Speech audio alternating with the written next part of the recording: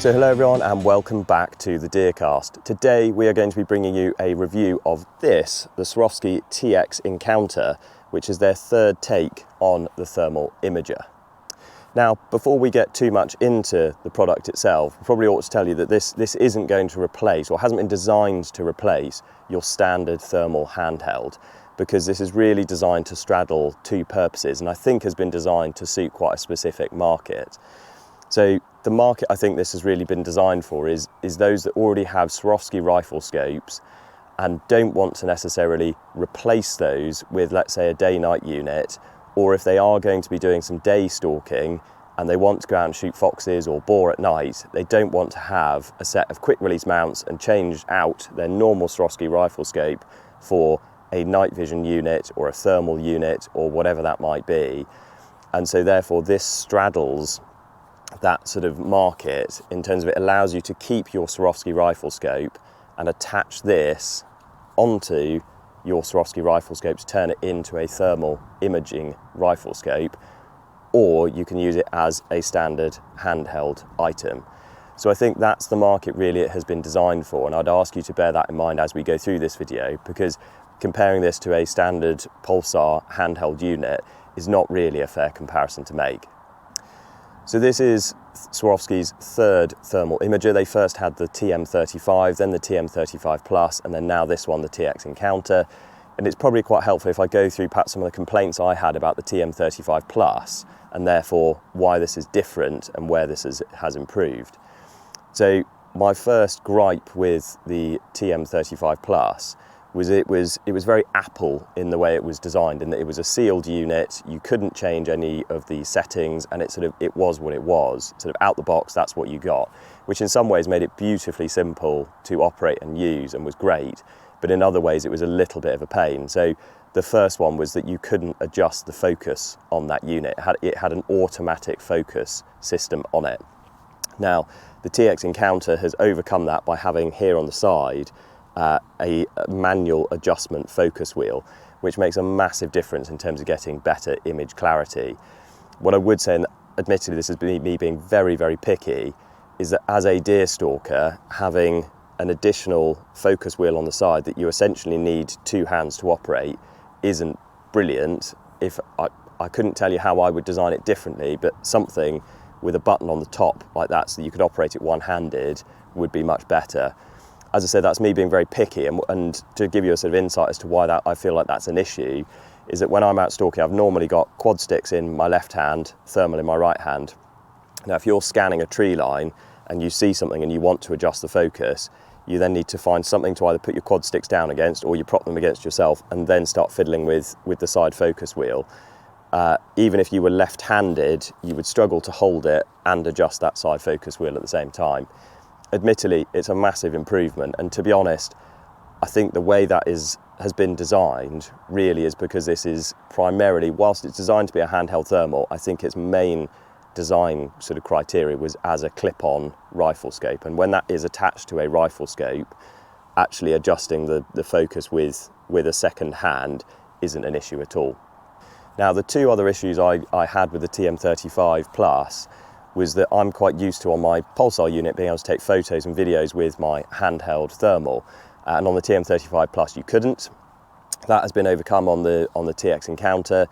You can take videos, you can take photos, and it even has a record activated recording mode, so that when it's used as a clip-on on your rifle scope, if you take a shot, it will automatically record that for you, so you don't necessarily have to remember.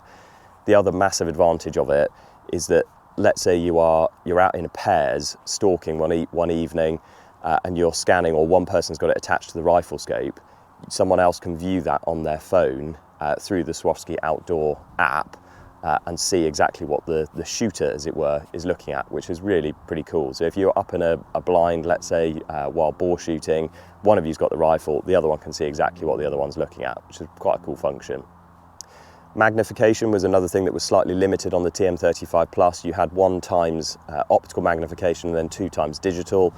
On this, you've got the same 1x optical magnification, but you've then got 2, 4, 6 and 8 digital magnification as well. So when you're out scanning or when you've got it attached to your rifle scope, as well as the adjustment on your rifle scope, you've got an enormous amount of magnification you can apply to a target. So this really is quite streets ahead of where the TM35 Plus was, in my opinion. Now, as I said, this is very much a dual function unit. I'm not going to show you how you would attach this to a rifle scope, because if I do, YouTube will take this video down because it's shown as sort of modification of firearms. But essentially, to use it as a normal handheld, it's very much like any other, in that you've got lens cover there, take that off, and you can just look through. You do have to, using the button on, or one of the buttons on the top, you do have to switch between either handheld mode or rifle scope mode, depending on which way you're going to use it. If you were then going to attach it to your rifle scope, very, very simply, you take off this shroud on the back here, which reveals a thread there, and you then use what's called a TMA adapter to screw into there, which then clamps onto your rifle scope. Now, Swarovski say this can only be used in conjunction with a Swarovski rifle scope, and certainly the TMA adapters do sort of suit Swarovski rifle scopes better. We did give it a try on a non-Swarovski rifle scope, and you can get it to work, but what I would say is the TX Encounter has definitely been designed to work better with Swarovski rifle scopes and the coatings that go on Swarovski rifle scopes. So the clarity of the image you will get with this and a Swarovski rifle scope will be significantly better than this and, let's say, a competitor rifle scope. Now, when using this as a clip-on, it's very, very quick and easy to do, in that once you've got the TMA adapter set up for you, it's just a latch to flick it on and off the rifle scope. As I said, once you've unscrewed this section here and screwed that into the TMA adapter, it's literally ready to go. You just press the power button and press another button to change the mode, or you press the mode button to change the mode into sort of rifle scope mode. Once you've then got it attached to the rifle scope, it's literally ready to go out the box. Swarovski say you shouldn't receive much of a point of impact shift, and to be honest, if we got maybe a centimetre here or there shift, that was about it. So it's very, very impressive. Sadly, we don't have any footage to include of when we took it out as a clip-on, so you just have to sort of take our word for it on that one. Now, I'm always quite sceptical of the sort of digital functionality of units like this and the way they compare with phones and apps and other bits and pieces. And this boasts the ability, as I said, to do live stream so that someone else can watch what's going on through here, but also to connect to your phone to be able to transfer those photos and videos between the two and adjust settings, etc. With this, you do that with the Swarovski Optik outdoor app, so not the Swarovski Optik hunting app that most of us will be used to for calculating ballistic drops, etc. And again, similar to sort of EL range binoculars, if you're familiar with using those, you just pair this with your phone and then the two can communicate through the app. I did have a couple of issues at first, but once I'd updated the firmware on this and the software version of the app I was using, it was pretty seamless, and downloading photos and videos between the two took no time whatsoever. So the TX Encounter is supplied in black, whereas the previous TM35 and TM35 Plus were provided in that sort of Swarovski green that we'll all be used to from the EL range binoculars. You get a series of buttons here on the top, as well as a power button here on the side. You just press the power button and it springs back into life really quickly and easily. You've got buttons here on the top for taking photos, videos, accessing the menu, adjusting various different settings, and then when you're in the menu, navigating through those different menu settings. It's really pretty intuitive to use. The fact all the buttons are there on the top, when you are holding it, it's very, very easy to use. Again, switching it off, you just hold down the power button and it goes off very quickly and easily. There's no sort of long delay in terms of switching it on and off or accessing the menu. It's all very quick, easy, intuitive. It comes with two batteries which are stored in the front, or sorry, one of them is stored in the front here, and that's again very easy to take out just like that. So if you have got a long night ahead of you, you can just take one of the spare batteries. Swarovski say they'll last about 3.5 hours. When I first used it, it lasted longer than that. And to be honest, if you've got two of them with you, you've got 7 hours worth of battery life, which I think is personally plenty. In the box, you get a charger for the batteries and also a cable to plug into the charging system. So it's all very, very easy to use, as you'd probably expect from Swarovski.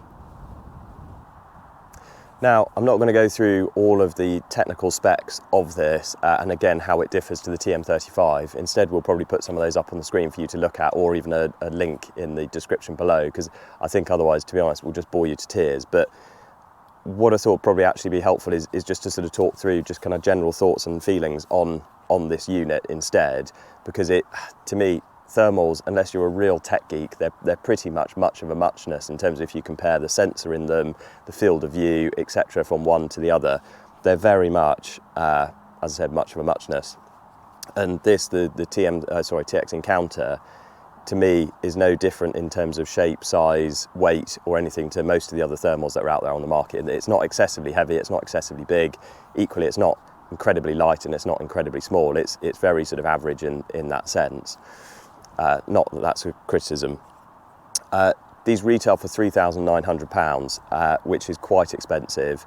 Now, as I said, I think when some of you say, well, that compared to an equivalent handheld thermal out there is very expensive, I think you've got to bear in mind that this is a dual purpose unit, in that it is both a handheld thermal but also a clip-on unit, and it is designed for those people that need something to attach to a pre-existing rifle system, and it probably saves you a considerable amount of money in terms of not having to have a second rifle scope or indeed 2 sets of quick release mounts.